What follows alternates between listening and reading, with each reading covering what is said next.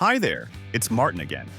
And in this video, I'll walk you through how to easily add multiple users to Propel by uploading a CSV file. Adding a lot of users at once can be a tedious task, but no worries. Propel is here to the rescue. Let's get started.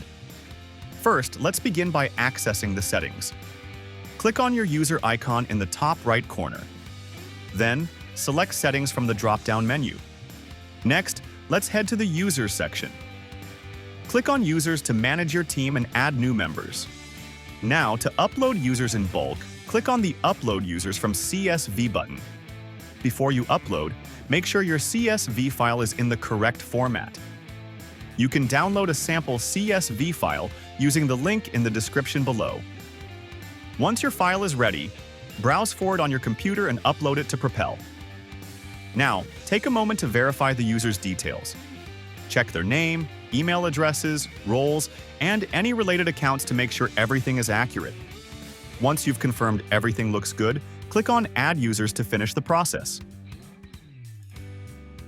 And that's it. You've just uploaded multiple users into Propel in no time. Thanks for watching. If you have any questions or need help, feel free to reach out to us at support@propelmypr.com.